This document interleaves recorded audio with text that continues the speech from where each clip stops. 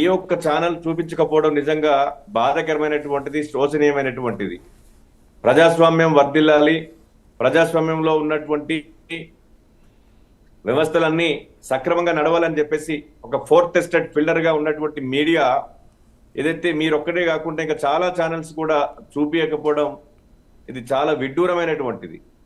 ఎందుకంటే ఎంతో అవినీతి దందా జరుగుతూ ఉంది కార్పొరేటర్ కళాశాల అయినటువంటి శ్రీ చైతన్య కళాశాలలో ఒక నిజంగా నేను చాలా ఈ మధ్య కాలంలో కూడా చూసిన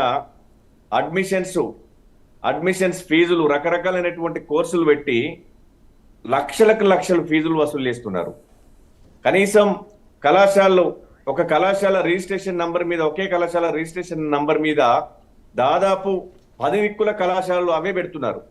వాటికి ఎలాంటి రిజిస్ట్రేషన్ నంబర్ ఉండదు, వాటికి అనుమతులు ఉండవు, కానీ అక్కడ కళాశాల రన్ అవుతూ ఉంటుంది. సో దీనిపైన ప్రభుత్వం ఎందుకు చర్యలు తీసుకోవట్లేదు? నిజంగా టాస్క్ ఫోర్స్ టీం వేశారు. మీ ప్రైమ్ 9 పోరాటం వల్ల ఒక టాస్క్ ఫోర్స్ టీంని ఇంటర్మీడియట్ బోర్డు ప్రకటించింది. మరి ఆ టాస్క్ ఫోర్స్ టీం సంబంధించినటువంటి సభ్యులు ఏం చేస్తున్నారు? ఏ ఒక్కరోజు కూడా శ్రీ చైతన్య గాని, నారాయణ గాని కార్పొరేట్ కళాశాలలు తనిఖీలు చేసినటువంటి పరిస్థితులు ఎప్పుడు కూడా కనపడలేదు. నిజంగా తనిఖీలు నిజంగా చేసేది ఉంటే చాలా కాలేజీలు ఈ పాటికి సీజ్ అయ్యేటి. మరి ఎందుకు ఈ తనిఖీలు చేయట్లేదు?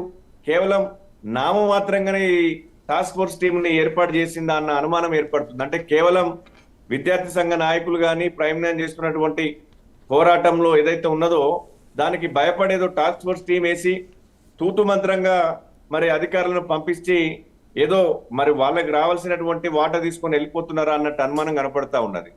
మరి వాళ్ళ వాటా కోసం టాస్క్ ఫోర్స్ టీం వేశారా, లేకపోతే నిజంగా విద్యార్థులకు న్యాయం జరిగేటట్టు ఈ టాస్క్ ఫోర్స్ టీం ఏర్పాటు చేశారో నిజంగా ఇంటర్మీడియట్ బోర్డు చెప్పాల్సినటువంటి అవసరం ఉన్నది. ఇవాళ నిజంగా బాధాకరమైనటువంటి విషయం ఏంటంటే ఇవాళ ప్రభుత్వ కళాశాలలు మీరు చూస్తున్నారు, చాలా ప్రభుత్వ కళాశాలలో విద్యార్థులు జాయిన్ అవ్వట్లేదు. 1వ ర్యాంకు, 2వ ర్యాంకు, 3వ ర్యాంక్ అని చెప్పేసి ఒక కళాశాలలో దిల్సుఖ్ నగర్ లో వచ్చినటువంటి టాపర్ విద్యార్థిని రాష్ట్ర వ్యాప్తంగా వాడుతున్నారు. లేదా వేరే ప్రైవేట్ కళాశాలలో టాపర్ ఉన్నటువంటి విద్యార్థిని కొనుక్కొని లేదా ఆ ప్రైవేట్ కళాశాల యాజమాన్యంతో వాళ్ళు సంప్రదింపులు చేసుకొని అదే విద్యార్థిని దాదాపు ప్రతి క్యాంపస్ దగ్గర విద్యార్థి ఫోటో పెడతారు. అంటే అర్థమైంది ఇవాళ అంటే వీళ్ళు కేవలం కాసులకు కక్కుర్తిపడి అవినీతి మార్గంలో పోయి ఇవాళ డబ్బులు సంపాదిస్తున్నారు. విద్యార్థుల పైన వ్యాపారం చేసి ఇవాళ డబ్బులు సంపాదిస్తున్నారు. ఇవాళ కార్పొరేట్ కళాశాల అయినటువంటి శ్రీ చైతన్య కళాశాల ఇవాళ నేను ఇంటర్మీడియట్ అధికారులను కూడా అడుగుతా ఉన్నా, అయ్యా మరి మీరు ఇంత రాద్ధాంతం జరుగుతున్నా మీరు ఎందుకు రావట్లేదు? మీరు రండి, మా కుకట్పల్లి ప్రాంతంలో ఉన్నటువంటి శ్రీ చైతన్య కళాశాలలో ఎన్ని అక్రమ దందాలు జరుగుతున్నాయో మీరు రండి, నేను ఒక నాయకుడిగా, నేను యువమోర్చా రాష్ట్ర నాయకుడిగా నేను మీ ఎంబడి ఉంటా, నేను చూపిస్తా అని చెప్పేసి వాళ్ళ ఇంటర్మీడియట్ అధికారులను కోరుతా ఉన్నా. ఎందుకు వాళ్ళ మీద చర్యలు తీసుకోవట్లేదు? ఇవాళ ప్రభుత్వం కూడా ఇవాళ ఎందుకు వారికి లోపాయికరతనాన్ని వ్యవహరిస్తున్నదో ఇవాళ ప్రభుత్వం చెప్పాల్సినటువంటి అవసరం ఉన్నది. ఇవాళ ప్రభుత్వానికి ఏమైనా వాటబోతుందా? అక్కడ నేను గతంలో డిబేట్ లో కూడా నేను ఈ విషయం చెప్పిన, ప్రభుత్వానికి ఏమైనా వాటబోతుందా ఇవాళ కార్పొరేట్ కళాశాలల నుండి? ఎందుకు వాళ్ళ మీద మీరు ఒత్తిడి తేవట్లేదు? ఇవాళ లక్షల ఫీజులు ఒక ఇంటర్మీడియట్ సగటు సామాన్యమైనటువంటి వ్యక్తి వాళ్ళ పిల్లల్ని చదివించుకోవాలంటే ఈ కార్పొరేట్ కళాశాలతోటి తట్టుకోవాలంటే ఏ విధంగా తట్టుకుంటారో ఒకసారి అర్థం చేసుకోవాలి. ఇవాళ ఐఐటి పేరు మీద, ఏఐట్రిపుల్ పేరు మీద, ఎంసెట్ పేరు మీద రకరకాల స్పార్క్ అని, ఐటీ అని దాంట్లో రకరకాలైనటువంటి కోర్సులను వారే డిజైన్ చేసి, ప్రభుత్వం ఎక్కడ డిజైన్ చేయలే, ఇంటర్మీడియట్ బోర్డు డిజైన్ చేసినటువంటి కోర్సులు కాకుండా రకరకాల కోర్సులు డిజైన్ చేసేటువంటి అవకాశాన్ని వాళ్ళు కార్పొరేట్ కళాశాలకు ప్రభుత్వం ఎందుకు ఇచ్చిందని చెప్పేసి ప్రభుత్వాన్ని అడుగుతా ఉన్నా. మీరు ఇచ్చారా లేకపోతే వాళ్ళు చేసుకున్నారా? మరి మీరు వారు చేసుకునేది ఉంటే వాళ్ళ మీద ఎందుకు చర్యలు తీసుకోవట్లేదు? రకరకాల కోర్సులు పెట్టి రకరకాల ఫీజులు వసూలు చేసి ఇవాళ విద్యా వ్యాపార కేంద్రాలుగా మార్చుకున్న తరుణంలో ఇవాళ ప్రభుత్వ రంగ సంస్థలు ఇవాళ ఏం చేస్తున్నాయి, ఈ ప్రభుత్వంలో ఉన్నటువంటి అధికారులు ఏం చేస్తున్నారని చెప్పేసి అడుగుతా ఉన్నాను ఇవాళ. కుమార్ యాదవ్ గారు, దీని మీద ఇప్పుడు టాస్క్ ఫోర్స్ ని ఏర్పాటు చేశారు.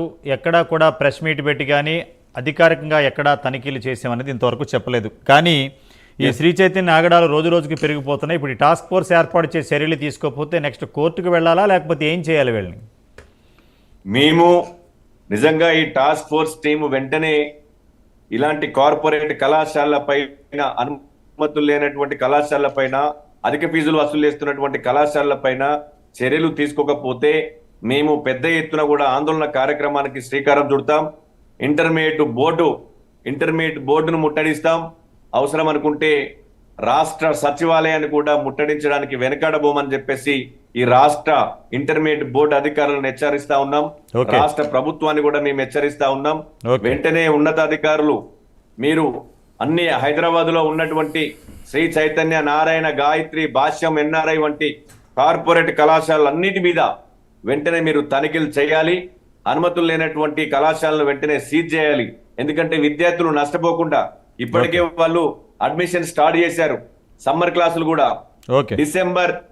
డిసెంబర్ జనవరి నుండి అడ్మిషన్స్ ప్రారంభం చేసి విద్యార్థులకు రకరకాలైనటువంటి మాయమాటలు చెప్పి వాళ్ళ దగ్గర పైసలు గుంజి ఇప్పటికే సమ్మర్ క్లాసులు ప్రారంభించిల్లు.